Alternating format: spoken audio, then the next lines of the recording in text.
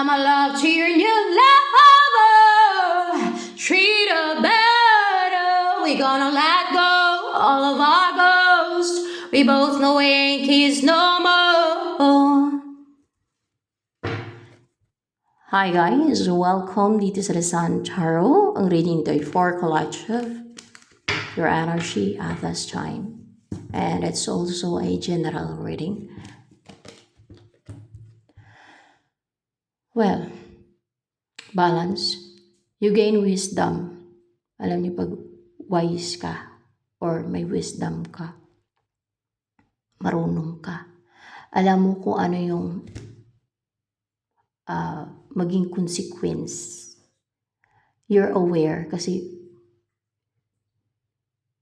you know kung ano yung mangyayari sa'yo kapag pumasok ka sa isang bagay. Dahil sa experience ng iba na nalaman mo, which is wisdom, no? And or else sa experience mo in the past or lately na nalaman mo, or sa mga nalaman mo na ganito ang mangyayari sa'yo o sa ibang tao pag ginawa nila yan. Ganun. Alam mo kung ano yung makakasama sa'yo at yung makakabubuti sa'yo. Kung alin yung good for you and bad for you. Kunwari ay sample, no? Yung sa drugs. If you're wise, hindi ka magda-drugs. Kasi alam mo, kahit sa kwento pa lang ng iba na may mga nasisiraan ng ulo dahil sa pagda-drugs.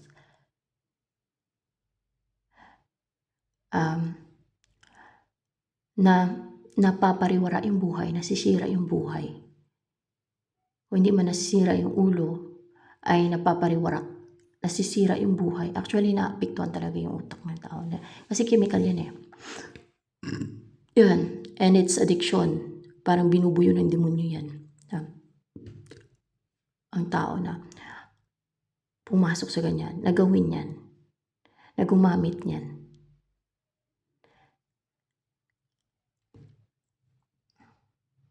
Para masira yung isip ng tao, para mapariwara, masira yung buhay, maruwin.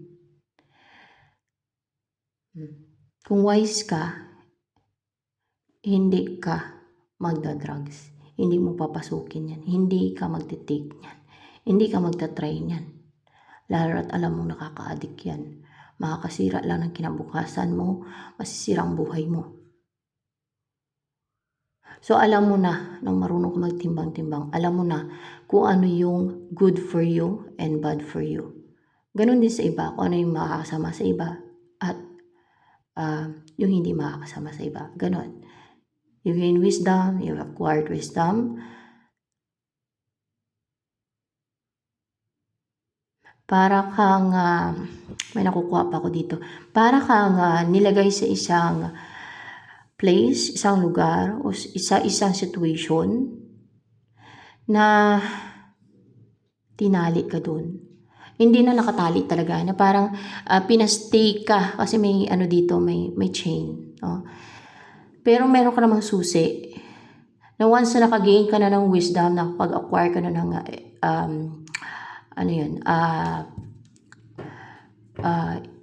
a lot of wisdom. Hindi.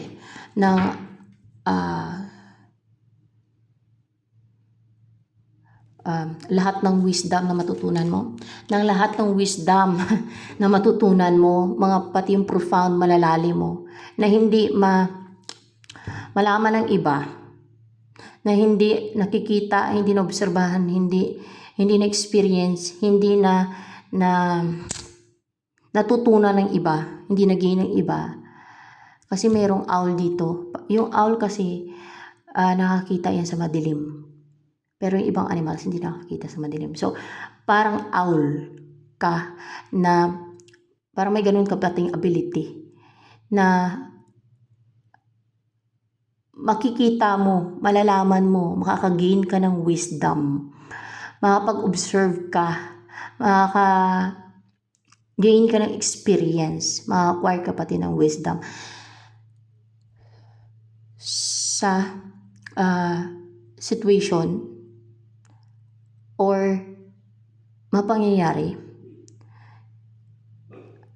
sa lahat na hindi nakapag-acquire yung iba ng wisdom, na wala silang natutunan, na wala silang nakuhang karunungan, na wala silang naobserbahan, wala silang nakita. Ganon. So, you have that ability. Hindi lang yung parang mababaw, yung alam mo, malaliman to. Pati yung malaliman na wisdom. Ayan.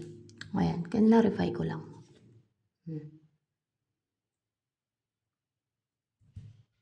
See? Ano pa ang ini-embody mo energy niya?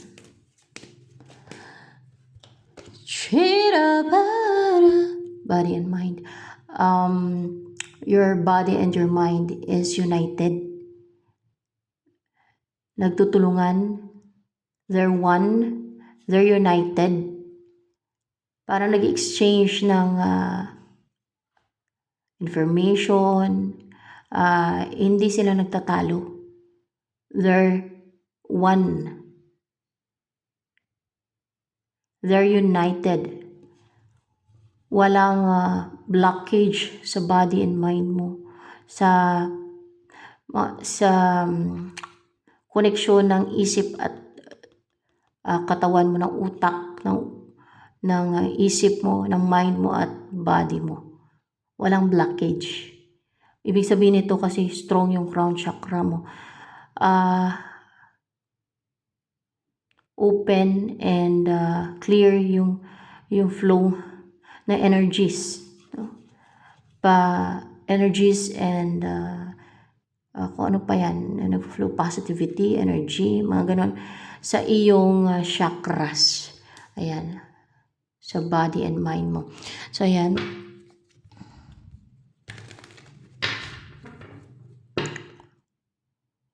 Walang block na chakra pagka ganyan.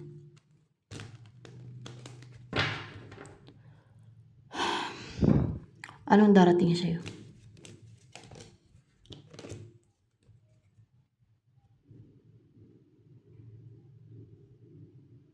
Healing. And more clarification with this. So, darating sa'yo. Your destiny. It's a person. Person ba to na sumisimbolo ng ganyan? Clarify ko lang. Oo. It's a person na nakadestin sa'yo. Healing Hindi healing. Ano to? Person na parang ano siya, caring. Or mahilig magtanim. Pwede din ganun. O parang tinutulungan niyang mag-grow. Siguro yung isang tao. O hinihil niya. O para may healing powers to Or may ability na mapag-grow yung isang tao or plant or animals. Parang ganun siya. Maalaga. Tama ba? Maalaga siya. Yung person na yan. Hindi maalaga Healer. Healer yan siya.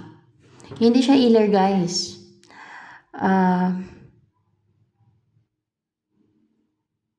Hindi siya healer.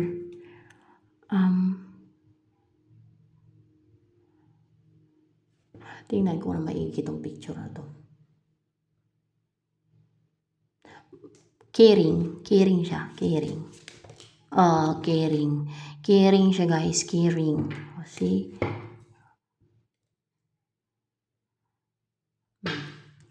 Destiny mo. Nakadestin na person sa'yo. Yan ang darating sa'yo. Bakit? Bakit siya darating sa'yo? Kukunin ka niya? Hindi. Hindi dahil sa kukunin ka niya. Kausapin ka niya. Yun ang dahilan kung bakit siya darating sa'yo. Kakausapin ka niya. Para magkaroon ng balance inyong dalawa. Kasi scale. Ano yun? Pakasalan ka agad yan? That's why. Papakasalan ka niya at confident siya, courageous siya. Bibo, biba. Yung makita mo sa kanya. Bibo, biba. Bibo, kung lalaki. Kung babae ba, biba.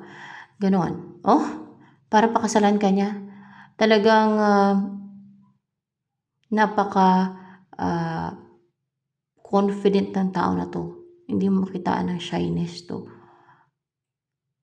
Pag i-approach ka niya, sabihin niya sa'yo, magpakasal kayo. Ganon. Message ng angels for you.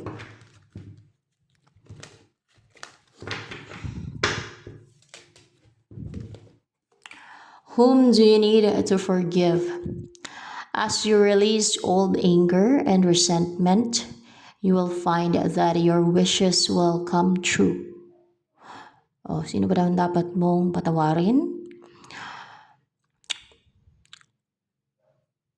Pag na-release mo daw yung yung old anger mo at resentment, yung sama ng loob mo at yung dati mong galit, makikita mo na yung mga wishes may magkatotoo.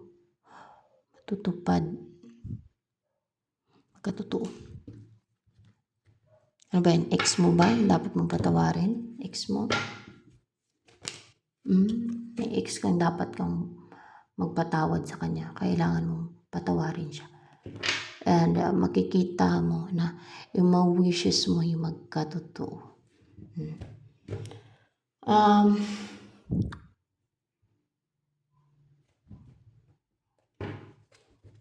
Anong taglay mo? Na ability, kakayanan, o talent, o skill, o ability. Your thought is stable. Your thought is positive. Nakaka-inspire kasi liwanag, no? Your thought is brilliant and maliwanag, no? And maybe you're idealistic. You can create something. Maaaring yung thought mo is innovative. You're innovative. Parang ganun. You think outside the box. Parang ganun ba? Your thought is stable. Mayroong pentacle eh.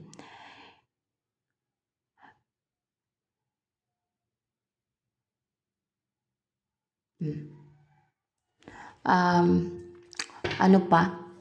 Ang kakayanan mo, abilidad mo, o talent mo, nataglay mo, ano man yan. Strength, malakas yung talent. O kung sabagay, taglay mo eh. Malakas yung pangatawan mo, makabuhat ka ng mas mabigat sa'yo. Ngayon ang isa mong kakayanan. And dahil pala matitindi yung pinagdaanan mo, nalagpasan mo, you are strong. Hindi lang yung katawan mo, lalo na yung mind mo. Emotionally, mentally, and lahat na sa'yo. You're strong dahil sa matindi yung pinagdaanan mo. The more na mahirap yung pinagdaanan mo, the more na matibay ka. Diba? Kaya pinapadaan sa challenges, tough challenges, and very hard and matindi na mga challenges. Ang may great mission or great purpose. Maaaring may purpose kay. Ayun nga, may destiny ka kasi. That's why. Kaya mahirap, matitindi. Parang matirik yung pinagdaanan mo. Baka matinik pa. May mga nakatake pa sa'yo dyan. Ganun yun pag may destiny ka. Or mission, purpose, ganyan. Ano pa ang taglay mo? Na kakayanan. Tingnan natin. Your ability to surpass challenges. Napagtagumpayan mo yung mga pinagdaanan mong transformation. Parang dumaan ka sa journey na to. Makitid siya, mahirap, no? You're independent, mag-isa ka lang, no? At maaaring may nag-guidance sa angel, no? Napoprotekta. Na dumaan ka sa transformation na nagawa mong malagpasan yun at mapagtagumpayan na nag-transform ka from, kumbaga sa butterfly, ay from larvae into a butterfly, ganon.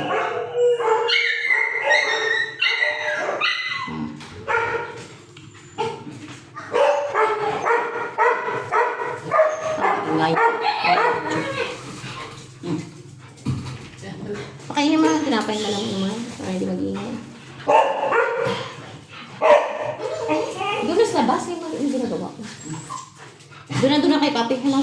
Dalian. Kika. Doon. Kika. Sa labas na.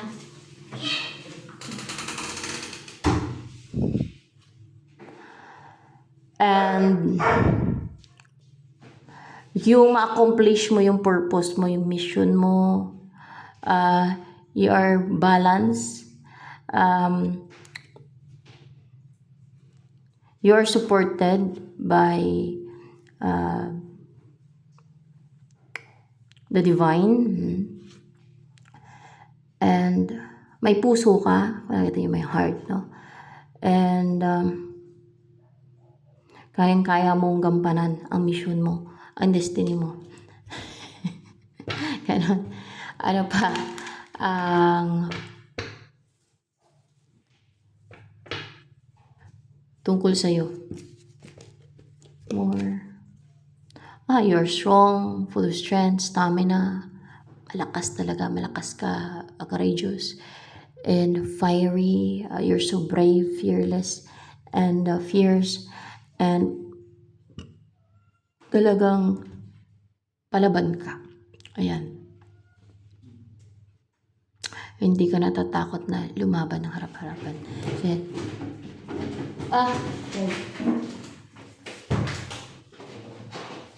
Summer love in your love, no.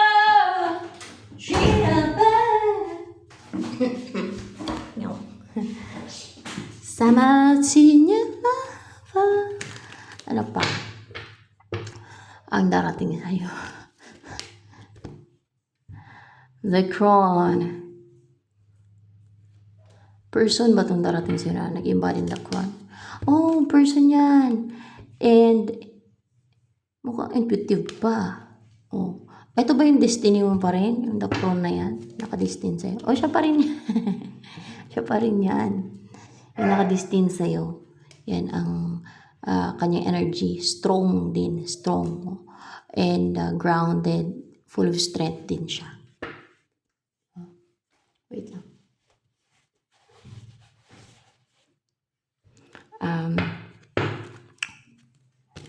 Ikaw, ano pa yung qualities mo? So, strong ka din eh. Ano pa? Yung meron ka, taglay mo. Yan, taglay mo, yung taglay mo. Union, you're in a union with Holy Spirit. Yes, yun pa ang taglay mo. You're in a union with Holy Spirit. With the Holy Spirit. Ano pa? Ang kakayanan mo. Ano pa yun? Baka meron pa eh. You're intelligent. Brilliant yung mind mo. And your ability to create something, lalo na yung thought mo, is very powerful, very clear and sharp. See, may sword pa. And madami kang alam, napaka-broad ng kaalaman mo, ng mind mo. And napakalawak ng mga nakikita mo. Maring nagkakaroon ka ng vision. Merong bata dito. Ano pa? Ang tungkol dito sa nakadestin sa'yo. Ano ang kanyang energy ng person na yan na nakadestin sa'yo? Na darating sa'yo. Treat about we gonna let go all of our ghosts. We both know we ain't kids no more. Six of Wands. Matagumpay itong person mo na to. Si Six of Wands eh.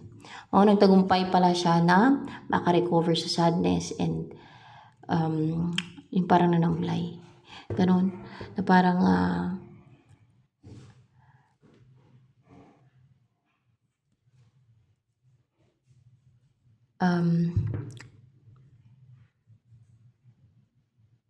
parang wala siyang ginawa at that time, kundi mag-emote-emote na lang, naging emotional, gano'n, nagtagumpay siya over that negative emotions.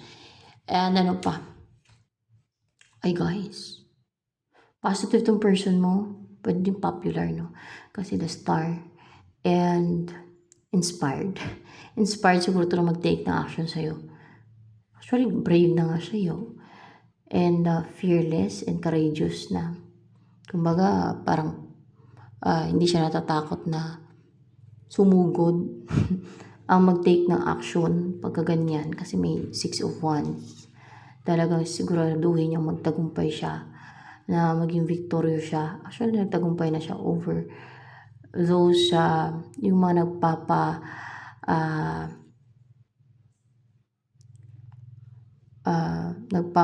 ano sa kanya, nagpapatenga o nagpapalungkot sa kanya. Pwede kasi may mga influences yan na parang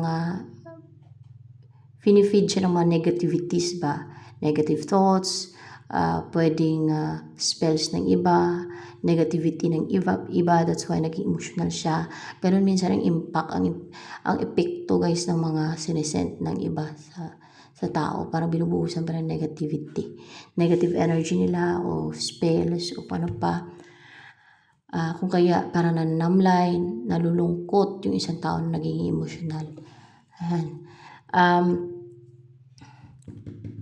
Nakarecover na siya guys sa sufferings, sa pagdurusa, kaya positive na siya. And pwede rin popular yung person mo kasi the star. So it depends kung popular or hindi. Hopeful na din siya pagdating sa connection nyo. Oo, pagdating sa connection nyo, hopeful din siya. Kahit na nag-end yun o nasaktan siya o may natapos, ganun ba. Anong feelings ng person na yun na nakadestin sa'yo? Anong feelings na sa'yo ngayon? Ay, kabado. Hindi relaxed. Hindi kalmado. Ganun. Ano pang feeling sa'yo ng person na ito na nakadestin sa'yo ngayon? Parang kinakabahan ba?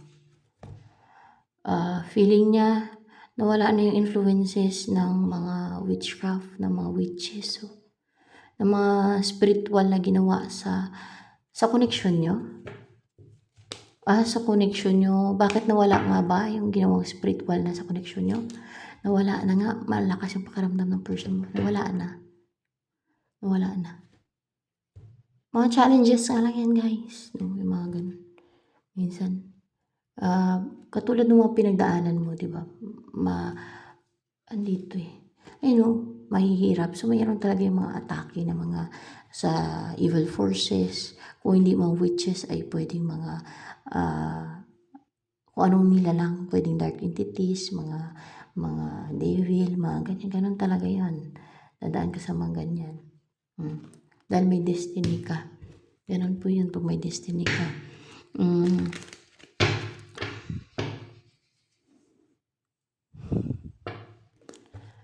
Parang padaanin ka sa matinding path. Ganun yan. Dadaan ka sa preparation. And sa divine plan. Ganun. Ano ang iniisip kayo ng person na to na nakadestin sa'yo? Ano iniisip niya sa'yo ngayon? Ba't ito yung ginamit ko?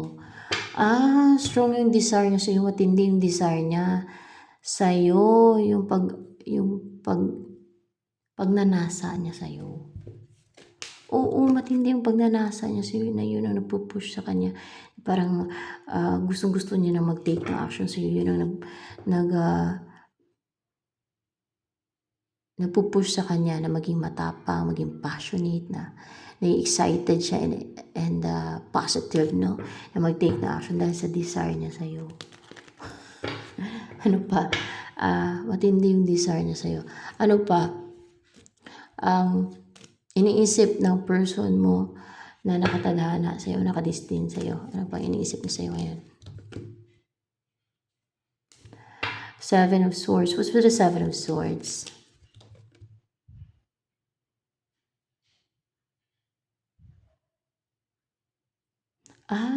Yung nararamdaman niyang emotion sa'yo, naisip niya na iwasan. Iwasan niya? Oo, iwasan niya yung naramdaman niya na yung naging emotional siya and yung naging sensitive pagdating sa'yo. Bakit? Bakit naisip niya? Kasi nagiging emotional nga siya at naging sensitive siya. Para hindi siya mahina? Ganon? Hindi eh. Para hindi siya unstable. Para hindi siya unstable. Para grounded siya. Para strong siya. Ganon. Para stable talaga siya. Para grounded siya. Para secured siya. Feeling secured siya. That's why. So, strategy na yan. Para hindi siya maging mahina or emotional or weak. Kaya strong siya eh. Pero, okay naman. Okay naman yung kanyang energy. Ano ang next na mangyayari sa inyo ng person na yun na nakadestin sa'yo? Treat her better. We gonna let go all of our ghosts. We both know we ain't kids no more. Dalawa to eh. 2 of Wands and 7 of Wands. So what's with the 7 of Wands here? And merong the Wheel of the Year. Siswertehin to. Kasi may dipinsa. Ano yung magdidipinsa sa inyo? What's with the 7 of Wands here? Ano yung magdidipinsa sa inyo? Kalangitan? Langit. Or heavenly realm ang magdidipinsa sa inyong dalawa? Ayan na nga. Kaya magsasaksin to. Kasi didipinsahan kayo ng heavenly realm. Kasi nakadestin yan eh. Wala magawa yung mga devil o mga dark entities. Tapos na yung pinagdaanan ninyo na mahihirap, lalo na ikaw, at dumaan ka sa preparation or divine plan. Ganun talaga po may destiny ka.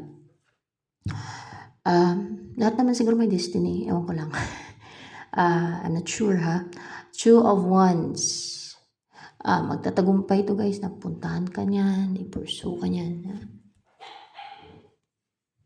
It's the right time for the both of you na makumpleto na kayo at nabuo kayo. Anong gusto sabihin sa'yo ng person na yun na nakadestin sa'yo? Papakasalan ka niya. Kaya siya magte-take ng action and so driven and so passionate and positive and talagang porsigido na mag-take ng action para makapag-umpisa kayo ng stable relationship na magsama na at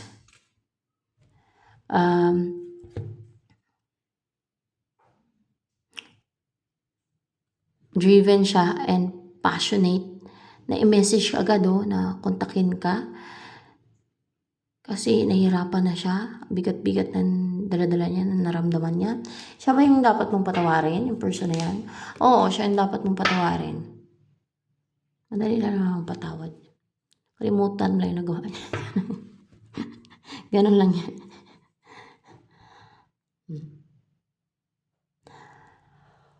Mahirap lang kung ulit-ulit, diba?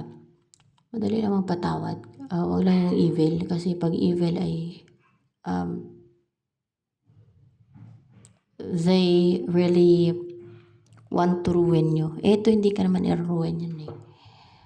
Kahit nga minsan masama yung ugali ng tao, mapapatawad mo pa pag nagbago eh. Pero kung hindi talaga na makita mong evil ay parang ang hirap patawarin, di ba? Pag nakita mong napakasama talaga, napaka-evil eh. Na-evil talaga siya, na driven ang inggit niya eh. Pero yung person mo at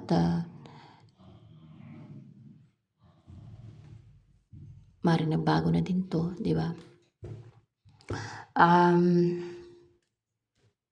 So yan.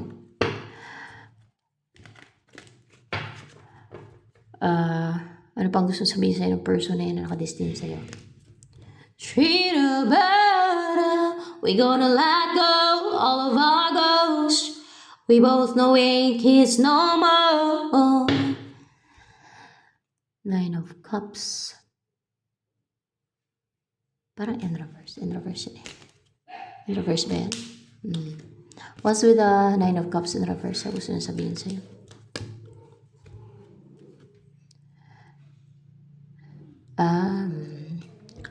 Siya ba to? Yung sinasabi niya dyan na ganyan. Ay, hindi, ibang tao yan. Ibang tao yan na. Yung gustong-gusto ng ibang tao na maging,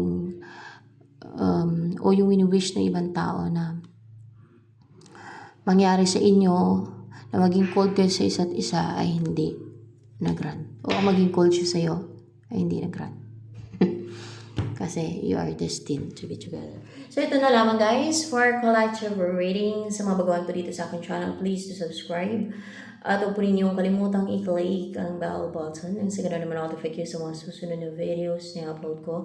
At paki-like naman po at paki-comment na din sa ating comment section box. Lalo na sa mga nagkareason ng sa reading nito.